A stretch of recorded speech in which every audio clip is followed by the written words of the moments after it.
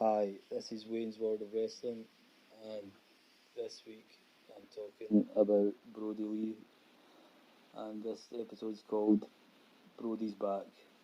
I'm Wayne Gilmore, and I'm here with my good friend Jim. How you doing, mate? Alright, so going to talk about Brody Lee, as a lot of people know him as Luke Harper from WWE. Aye. Going to start off with saying Vince was happy to let him go. He wasn't popular with Vince. According to Dave Meltzer, his source, one of his many sources, saying Vince didn't see anything special in Harper. The source says Harper's done the right thing, moving on. I think, to be honest, they didn't ask for his release about 7 or 8 months ago. I think he did, and he got denied. So I think it's only a matter of time until he was going to leave anyway, wasn't it? Aye. He has been underutilised as a... I know he was out with a long injury for a good 7, 8 months, and then he came back and he was in great shape. He looked unbelievable. And then he went back with Eric Rowan, didn't he? As a tag team. And I think they won the belts, but then I think he disappeared off the face of the earth again. Mm-hmm. So he's how many guys can you say that way that you think there's so much potential, but if Vince doesn't like him, then that's it. That's the end of it. I think he's got a lot to offer. He was good with the Wyatt family. I was brilliant with him, aye. He was Intercontinental Champion for I think he was, aye. Knew he's left WWE. There's major rumours he's got to be gone with to AEW as Brody Lee, but he's obviously got this 90-day no competing clause. That's just standard, isn't it, for anybody that leaves WWE? Aye.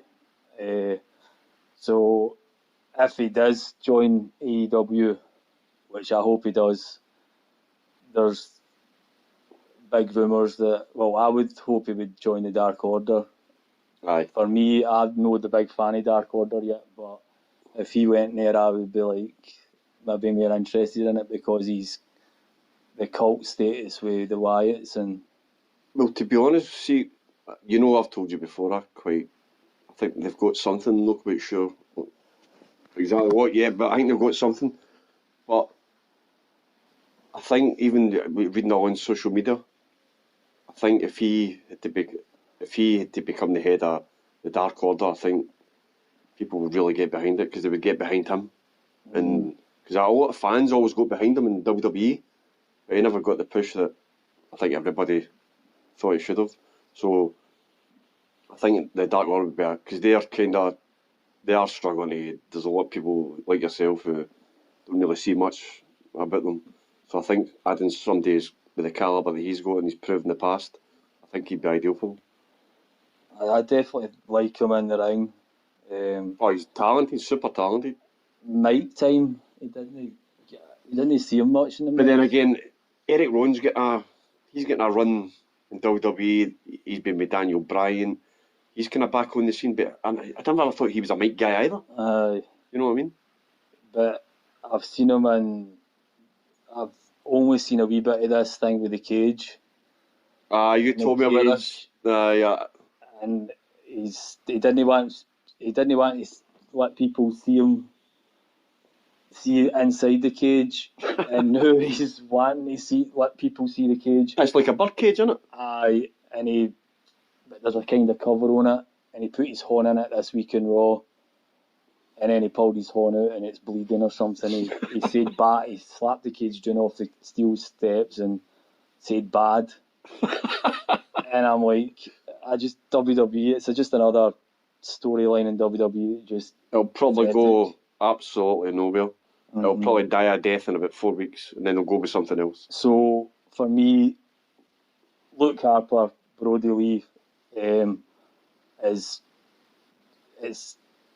it's a good thing that he's no Eric Rowan's position in that sense. It's good that he's no with WWE. If he could be doing Eric Rowan stuff. Aye. If he ends up in AEW and he's the leader of the Dark Order, if that happens with him, that's so much better than putting your horn in a cage, getting bitten with some sort of whatever the feck it is. So I think with him as well is you'll probably get so much freedom in AEW. You'll probably express. You'll probably actually you'll look so different.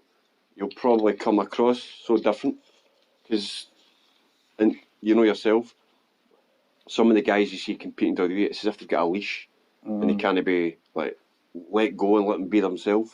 And I think one thing about AEW that we've probably noticed is they do let their wrestlers off the leash and let them be themselves. Look at MJF, Chris Jericho's on some run again. Dustin Rhodes, Reborn. aye. So I think with Brody going to AEW, we'd probably get a new lease of life probably. I just want to I'll quote Cody Rhodes as well, what he said about Brody Lee or Luke Harper. Cody says he would be great as part of AEW. He's a name that when you hear they've asked for the release, you definitely think about that and the next steps for sure. I think he's going to flourish with what he does next. He's very special. So for me, that's Cody Rhodes saying as soon as his 90 days is up, he's definitely joining. He could be AEW. He should be AEW. Was Cody in WWE when Luke Harper was in WWE? I'm not sure. Well, when did Cody leave? When did Cody leave WWE? When did we seen Cody Rhodes? It's meant to be it was Stardust, and he was fighting the guy for Arrow. Stardust. Stephen, I can't remember. Stephen Hamill. Aye. Aye. He was. Aye. It was a tag team match, wasn't it? And then it was SummerSlam. Aye. That's about 3 or 4 years ago. Aye, must have been. So it must have been at the same time. So he's obviously seen how good a worker he is. But then again, you only need to check videos and you can see how good a worker the guy is, given a chance. Aye, and I think if he does go to AEW, like you said, he's gonna. They're given creative control, like they're kind of their character. To a certain extent, aye. Aye, and he's going to get used. Well, even if he get used a quarter as much as he's been getting used in WWE, he would still get plenty of TV time then. So, and it might just be he might just be pals with Sammy Guevara, but he was seen on social media. I think it was an Instagram picture I seen. They were at an event, a pro wrestling event at Corpus Christi, and they had like hockey t-shirts on, the same t-shirts. I never knew that. And I never knew this either, but Brody Lee was a hockey player. Oh, right. I don't know if it was amateur hockey or professional, but he was some sort of hockey player at some point. So hopefully he does go, but like you say, the 90 days, once that's up, you'll probably... But it'd be interesting to find out when the 90 days is up. Is it close to the pay-per-view on the 29th of February? Because it might be roughly around about that time that he's 90 days up and he could make an impact then. But I'm not sure. I'm not sure when it was actually released. So see how it says if it's 90 days, no compete clause. If it just say it was another month after that, would he still be allowed just to turn up and be unveiled as the Dark Order's guy, or? But is when the 90 days is up, or beforehand? Would he be allowed to turn up on? I don't think so. Just to show up, because I know what you mean. You mean like physically wrestling? I'm not sure. I'm not really sure about the ins and outs of that. I would imagine they would keep you off television totally until in case there's any conflict of interest that technically he's not allowed to compete, but he's appearing on a physical kind of TV show. So I don't know how that would contractually work. I think they would keep him totally off TV until the deal's up. contract's finished. Aye, because AEW don't. They The definitely last thing they would like is a run-in with Vince and the lawyers. Aye, the courts, because I know that, like, if you added up the money side of it, Tony Khan's getting money off. Like, obviously his dad's paying a lot of the stuff. For their own film. They've got more money than Vince McMahon. They have got more money than him. Oh, aye. But Vince McMahon's still got to know it all. He used to. He know it all creatively, but for me, he just doesn't know. In my opinion, he just some of his actions and storylines, I just don't know what he's doing sometimes. To be honest with you, I think when I heard John Moxley, Dean Ambrose, WWE John Moxley, when he was on Jericho's podcast, he more or less said the writers were scared. They were just trying to find something for him, something, and go to Vince and go to... Basically, Vince doesn't like your face or doesn't like your character or whatever, how your development's going, and that you've basically no chance. It's not as if, but by the sounds of it, AEW, it's as if just comes across that there's no pressure with management, because it's like one of the boys, isn't it? Whereas let's be honest, WWE, Vince doesn't like you, you're gone. Aye, I think Moxley compared to Dean Ambrose is, I mean, I've seen him in AEW, and then he was. I know you never watched the Wrestle Kingdom, but he comes out to the Unscripted Violence, the song, and it's like that song just gets you fucking. It gets you. You're like watching it, and it's like, and it just gets you. You want to just jump up and start like scrapping, don't you? I think the thing I noticed, even with the first night he appeared in AEW, not just that, it was the intensity on his face. Aye. He looked as if he really, really wanted to smash Jericho. Aye. And just rip the place up. And I'd never seen that with him in WWE. You could tell he was unleashed. You can tell when at the end of his contract with WWE, and he actually kind of said it in his kind of interview with Jericho, it's as if they were putting stuff on him. You could tell he didn't want to do the stuff he was doing. Mm-hmm. And he went to Vince numerous times. He said, umpteen times. And Vince still was like, I like this shit. shit. And it was big laugh and all that. And he hated it. Absolutely hated it. And he was doing about it as well, and it was affecting him. And he was just like, I can't keep doing this. And it was one of the things. And then as soon as he came out at AEW, that I was just like, here we go. You know, it was one of the moments. Right. It was one of the moments in wrestling that I've not seen in ages. I've not felt in ages. It was when I was a wee boy watching wrestling. Anticipation. And it was just like, oh my god, this is actually.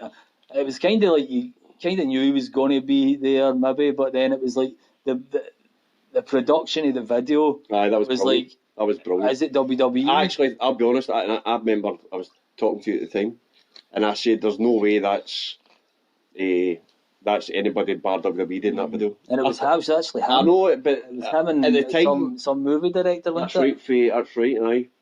But we never knew any of that information. You just assume it's WWE because of the production, how good the production.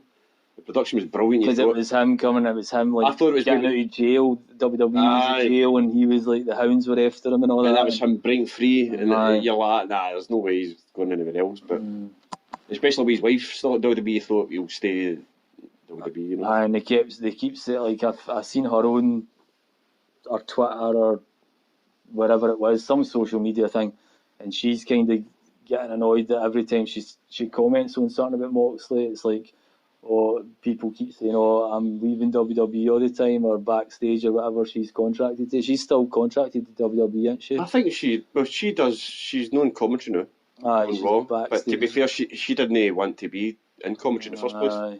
But she's happy then. I mean, backstage I've watched her, only because obviously CM Punk, I like CM Punk, but I've watched her a couple of episodes in the backstage. She's real. That sits her on a panel and things like that. But I think she's happy there, and he's happy in AEW. So. There's CM Punk's known it all the time, isn't he? No, he's only. But he did say that when he was announced that he ain't going to be a weekly panellist. Because if had Triple H on, The Miz... I think it would have been good if the week Triple H was on it, CM Punk was on it. Nah, That would have been good. I think they probably just... It's funny how when the week after Punk they released, it was Triple H, then they had The Miz in that. And I think actually there was a bit of confrontation between CM Punk and The Miz on Twitter. It wasn't very nice, but... What was that? I didn't see it. Is that not...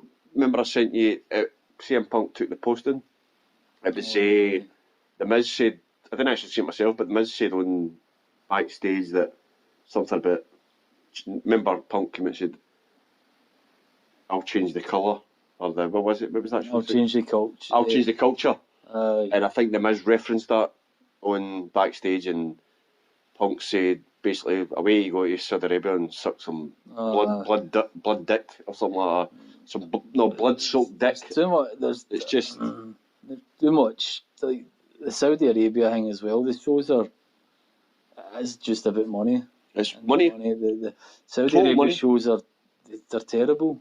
I've watched a few of them and just. I watched 2. I think I've seen 2. I've not watched the full shows because they just. No, never. I've never watched the full shows. They're not good enough to watch. I mean, I sent you a video link for. Was it the last one it was there? And it was Cain Velasquez. Was that Saudi? That was Saudi? Aye. Cain Velasquez versus Brock Lesnar. And it lasted like. Was it even 2 minutes?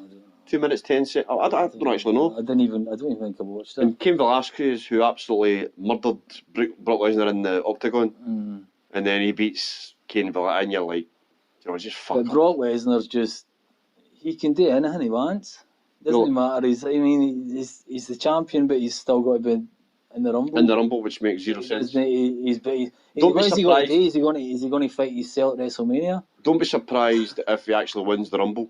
And then it's like him and Heyman will probably cut a promo on the following Monday Night Raw and say ha ha ha, and then something will happen that he's got to fight somebody. He's going to be his number one contender and just come out at WrestleMania. No, there was rumours online today that Tyson Fury's going to fight him at WrestleMania, you spoke about that. So if that is the case, I'll probably turn the TV off that night because there's no way I'm watching Tyson Fury and Brock Lesnar. Just even sound shit to me. Brock Lesnar versus Tyson Fury. But Brock Lesnar, just to me in general, it's like suplex, F5. What else has he got? Or if it's Roman Reigns, he'll do 3 or 4 F5s, and that's it. 1, 2, 3, bang. Or Roman Reigns. I don't know about Roman Reigns either. I'm just still not really. I just don't like him. I think a lot of people slate the guy because he's not the best on the mic, to be honest. And he's probably no, but there's a lot. I think there's probably a few guys that's worse than him on the mic. But by the end of the day, I think Triple H said a year ago, he sells tickets whether you boo him or cheer him. He sells tickets. Cena. There you go. Probably cheered more than Reigns, but like you say, if you can sell tickets, then who cares if they boo or cheer you? T-shirts. Well, Cena's always. I think Reigns is one of the top merchandiser guys there as well. So let's be honest, it's never going to change. It's all down to money, innit? It's all down to money, selling tickets, getting arses on seats. Aye. It's all about that, and that's what it comes down to. But Vince McMahon, when it first started, it's like down to like even you look into. I know we're meant to be talking about wrestling, but even UFC, Dana White used to be about fighting. Aye. And now it's all about money again. Well, Conor McGregor's a prime example. Aye, when it first started, it was about fighting. Vince McMahon, it was about wrestling, and then it started getting more and more about money. But I just find WWE so boring and predictable and nothing. Do you know the thing I don't like anymore is, and I think it was a few years ago. It was like, I know they say, they try and keep it secret, like the storylines in real life, and it's harder now that it's social media. I know that with Twitter and all these things and Facebook, but then Moxley turning up on AEW, that was still it was still a shock. Aye. So you can still keep it quiet if you want. I know, but I think there was Reigns was in a feud with, I think Rusev was part of it, and they were like, they're all going at it on Monday Night Raw, whatever it was, maybe a year and a half ago or something. And then there was a picture on social media, they were doing a European tour, and it's Reigns and Rusev away pictured together. During like, a few at the time, and there's pictures of them on social media, it's like doing a bit of viewing and a bit of sighting and that, and you're like, wait a minute, guys, you're on the telly, fighting each other, and you're out. Do you know what I mean? To get your pictures took with each other, sightseeing and that, and you're just alright, like, thumbs up to the cameras, and you're like, and then the Monday Night Raw, you're supposed to believe that these two guys want to kill each other. I think there's a line where you draw it. Was it when you listen to Jim Cornette's podcast? He's like, you need to keep the kayfabe. I don't think he's ever come out in the 1980s, is it? Aye, but still, he knows what he's talking about. Aye, I don't always agree with Cornette, but no, he's always too nasty on people. I still think he's got a lot of really, really valid points. He definitely doesn't like AEW. To be honest, he's got I've not listened to a lot of his stuff now, but the first few months, it was always like Jelly Janela. He doesn't like pockets. He loves Jericho because he had Jericho at Smoky Mountain, and I think he likes Moxley. Aye, he loves. Do you know like he said there's something he quite likes Darby Allin. He just doesn't like him. He's a skater kind of boy. But he actually realises a skateboard. That's what he can't. Aye.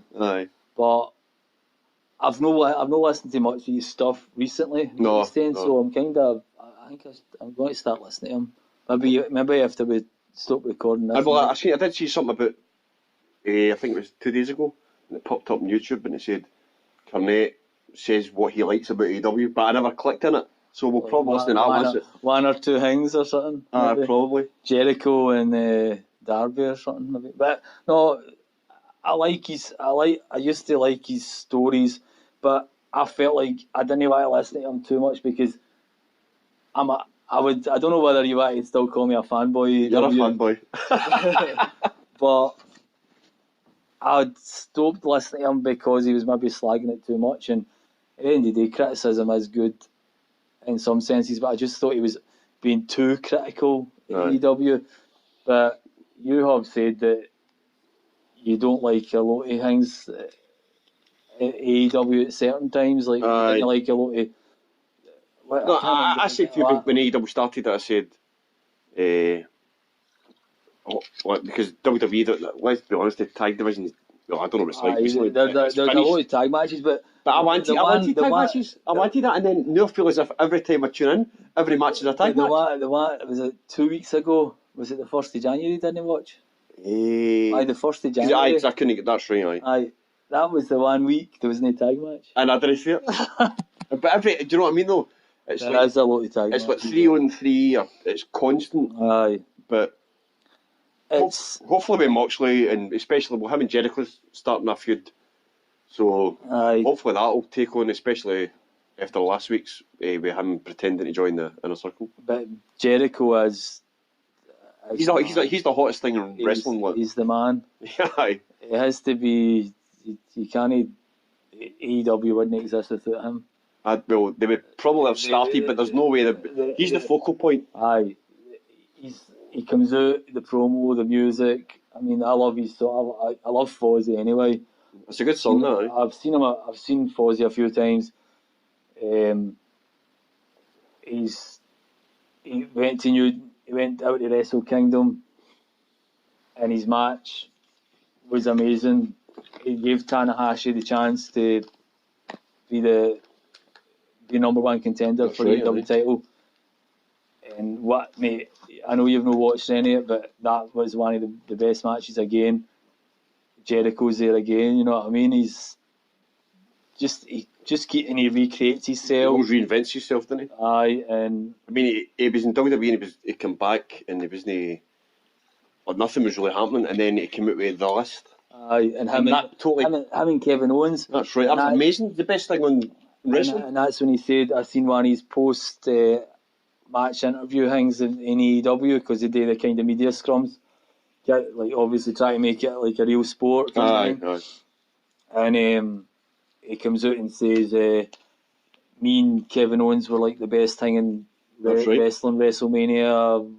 Vince said that it was going to be him and they were going to win. Was it last or he was going to win the third match? Aye, then he came out in the third match or something. Right. The hottest thing in WWE in their third own. I think Vince said to Jericho they were going to co-main event. Well, you know that kind of co-main event they always say, and then eventually, like you say, they get put back to. And he's like, "We were the best storyline going in WWE." And yet I don't know. I can't remember what WrestleMania it was. I'm sure he said it was something like 2016, 15. Probably something along that. That's so he reinvented himself with that, and then now he's reinvented himself again. And it's like I think even Steve Austin said, and Jim Ross said the guy just keeps going and he comes up with new ideas and he's always on the. A little bit of the bubbly. And that's brilliant. I love that. He's even get the same. If it's not available in the UK though, which probably tastes shit anyway. But I know, but I would like to go buy a bottle. I wouldn't even drink it when you home. Just take a picture. I would just have it. I would just hate it and keep it forever, just to say. Or I would maybe just open it, swig it, and go, oh, that's fucking shit. Shut it over and keep it in the cupboard. But I think that's going to be good. I think the build up for now on is going to be really good with Moxley and Jericho. AEW leading up to the pay-per-view next month. Aye, Revolution. Aye. I mean, Cody versus MJF, that's obviously got to happen as well. That'll be good. Aye, that's going to be really good. And what I like, AEW, it's obviously the TV show started in October, so the storylines are starting to kind of build a wee bit now, because it's the first few months it was just match. That's right. There still is a wee bit of that. Aye. Like, well, Trent versus Moxley. There is a lot of matches that don't really mean anything, do they? No, but again, is that them doing the sports side of it? They're like trying to make it like a sports. Well, I suppose if it's all wins and losses now, isn't it? Aye, they're still doing that, and obviously, so they make it out to be like you're just going to fight him, you're just going to fight her. Well, I'll ask you a question. That. Did you like that when at the start of the new year they just scrubbed it all? I didn't understand that. Well, I know it's like it's meant to be the new season, so it's like the start of the Premier League or the start of the SPL or but something like that. Well, I suppose so. It's like that's what it's like, but I don't know. I think it's because it was so early into the TV show, but people didn't really have. But then, what I would argue with that is maybe what they should have done was it should be Faketober to October then. Because it was if the TV show had just started and they were starting again. So what the season was only 3 months. And then start. That's I think if they'd said it's the start of a new year, here we go for the beginning, here we start afresh. I think people or the commentators could have said that. Maybe they didn't, we just missed it. But I can't remember anybody saying. But Jericho being there is definitely a big factor, and I just love the fact that he's always reiterating it. Like, I want thanks. He's a great heel. He really is. He's a good babyface, but I think his natural is being a heel. He's just to get the demeanour of a smarmy prick. It's just that guy, isn't he? But then again, he's brilliant. But if you've watched wrestling for as long as me and you can't help but like him. I love Jericho. Do you know what I mean? You can't help but like the guy. I love him. And another, just to finish off, because we're talking about EW, Jim Ross being there as well for me is just that was a big deal for me. Aye. And being there. I think don't get me wrong, if there wasn't Jim Ross and it was Tony Schiavone who was the main. Aye, Tony Schiavone as well. I mean, no, but that's what I'm saying. Or Schiavone. Schiavone. Hey, Schiavone, here's some bubbly. But even if Jim Ross wasn't there, and it was, I think we'd still be happy with Tony Schiavone as the lead announcer. But it's good to have the two of them. And Excalibur, he's actually I'm starting to take to him now. He's actually quite good. At least Alex. Is it Alex Marvez? Aye. He's gone. He's backstage. Aye. But even when he's backstage, you can't hear him. He's really quiet. He's like, hello. No, that's John Laurinaitis I was doing that. Hey. No, but he's just too weird. His voice is like it's like when you're in there, the wrestlers are in the ring, and it's like even when they get the slam in the ring, and you're like, You can't hear what you're saying, mate. Speak up a bit. Aye. Fuck's sake. He's just too low, but Jim Ross being there, he's like... Excalibur's he's really good at calling them, like telling you what's actually happening. He's really good. I really think he's good at that. He keeps making up these new wrestling moves. Do you know what I mean? It's like... you love that, don't you? Oh, it's like... Whatever happened... Torpedo, I know. Whatever happened to just a chokehold or a suplex or a leg sweep? It's all these new made-up names and... a double spider somersault, whatever the hell they're called these days. That's because that's the flip-flop wrestling that you love so much. Okay, but I think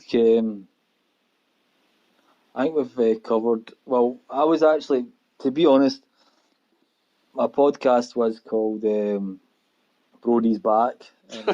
I think we've went off the tangent a wee bit, but that's what happens when I talk to my mate Jim. Just talk about him. Sort of go a wee bit skew with, but I've definitely been more relaxed this week compared to my first week when I was myself. So hopefully you tune in next week. I don't actually know what my subject matter will be next week. It's obviously got to be about wrestling.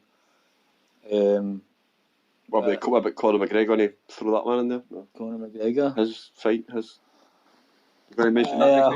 I'll only mention it if he gets beat. The prick gets beat. I thought you'd say that. I don't know, man. He's kind of happy he's back because sells the tickets, and he is a showman. He is. I do hope he gets beat because I do like Cowboy Cerrone's a good fighter as well, but I don't know. I don't really want to talk about McGregor, but anyway, he might win, but he should win, to be honest, because he's a bit younger than Cerrone. But is Cowboy 36, 35? 35, 36, but he's again. But you said he's been he's been a lot more active. Aye. So we'll see. But I don't know. Maybe we talk about that, but obviously it will be wrestling, and whoever's been listening, I think I'd like 20 odd people listening on YouTube and 10 on Podbean, so let's try and get that up to maybe 11 on Podbean and 30 on YouTube, and I'll be happy. So does that mean I just go on my phone and click on it 10 times? Aye, that's what's actually happened to me. Anyway, thanks for listening, and cheers, Jim, for coming on. Aye, no problem. Right, thanks, and take care of yourselves, and God bless. Night.